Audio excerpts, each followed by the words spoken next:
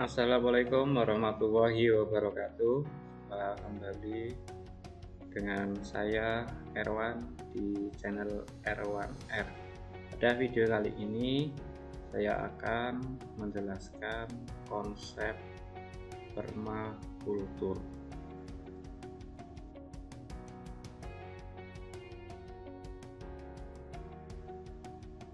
Permakultur.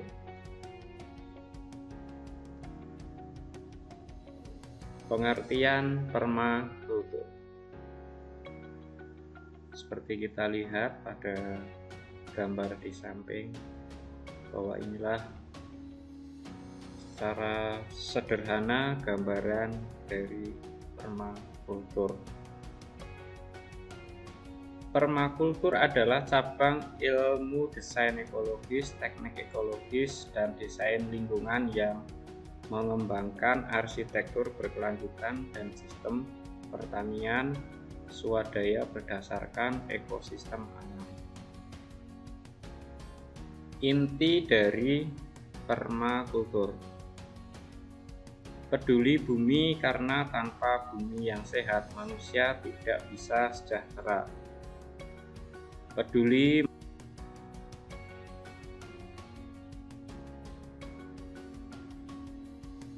hidup, mengembalikan surplus input dan hasil pertanian ke sistem, termasuk mengembalikan limbah pertanian dengan didaur ulang. Etimologi permakultur. Istilah permakultur sebagai sebuah metode sistematis pertama kali diciptakan oleh Bill Mollison dan David Holmgren pada tahun 1978. Istilah permakultur mengacu kepada permanen agrikultur, namun berkembang lebih luas menjadi permanen kultur karena terinspirasi oleh filosofi pertanian alami Fukuoka yang menjadi budaya atau kultur mereka. Permaculture is a philosophy of working with rather than against nature, of protected and thoughtful observation rather than protected and thoughtless labor, and of looking at plants and animals in all their function rather than treating any area as a single product system. By Bill Mollison. Sejarah permakultur. Pada tahun 1929, Joseph Russell Smith mengambil istilah yang ia sebut sebagai pertanian permanen dalam buku Trip Crops of Permanent Agriculture, yang berisi hasil penelitiannya mengenai pohon buah dan kacang sebagai tanaman pertanian untuk bahan pangan manusia dan pakan ternak. Smith melihat dunia sebagai sebuah hubungan secara keseluruhan dan mengusulkan untuk menggunakan sistem campuran kebun pohon dan tanaman pertanian yang bernama antara pepohonan. Buku ini menginspirasi banyak individu untuk menjadikan pertanian lebih berkelanjutan. Praktik umum permakultur. Dalam praktek permakultur ini meliputi ada wanatani, kultur, bangunan alami, pemanenan air hujan, pelapisan mulsa, pengembalaan, rotasi. Wanatani. Wanatani adalah pendekatan terintegrasi dari pemanfaatan interaksi antara pohon dan semak dengan tanaman pertanian dan atau hewan ternak. Wanatani mengkombinasikan teknologi pertanian dan kehutanan untuk merekayasa sistem penggunaan lahan yang lebih beragam, menguntungkan, sehat, dan berkelanjutan. Di dalam sistem wanatani, pohon dan semak digunakan di dalam sistem pertanian dan atau hasil hutan non-kayu dibudidayakan dalam lingkungan hutan. Salah satu bentuk permakultur wanatani adalah kebun hutan.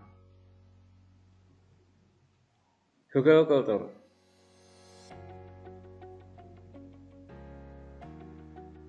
Hortikultur adalah praktik menimbun sejumlah besar kayu di dalam tanah untuk meningkatkan kemampuan tanah dalam menahan air. Kayu yang terdekomposisi akan membentuk struktur berpori yang mampu menyerap air di musim hujan sehingga tanah tidak akan kekeringan di musim kemarau.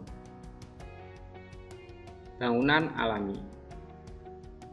Bangunan alami melibatkan sejumlah sistem dan bahan bangunan yang menekankan pada keberlanjutan lingkungan. Banyak cara untuk mencapai keberlanjutan melalui bangunan alami yang mempertahankan ketahanan struktur dan bangunan bahan yang diproses secara minimal atau bahan hasil daur ulang menggunakan sumber daya terbarukan, tidak beracun, dan mempertahankan kualitas udara dalam ruangan.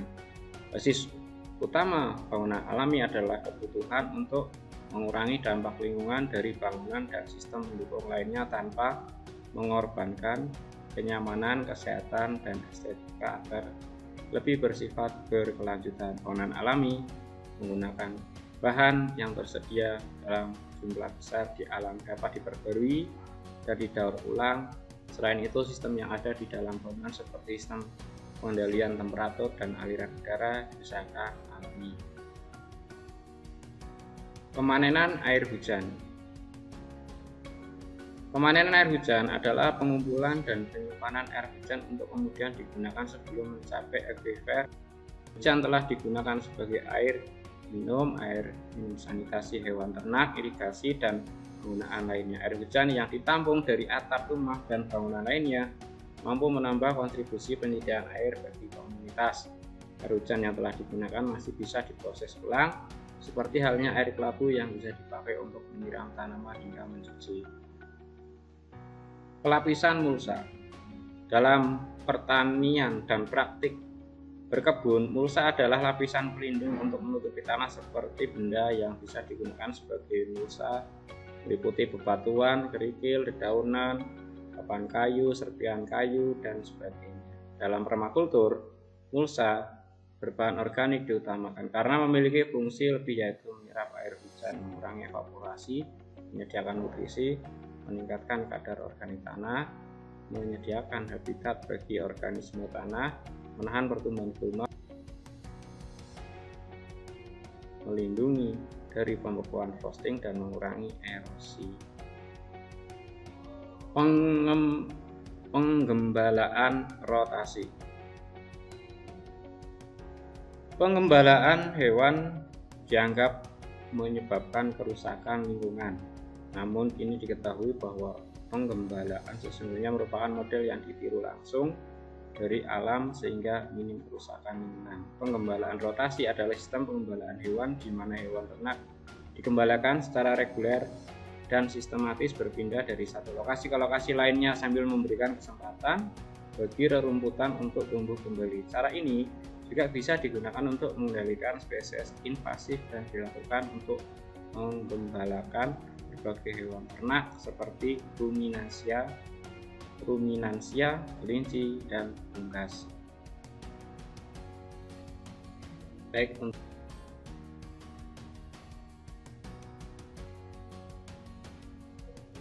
sudah selesai. Terima kasih sudah menonton.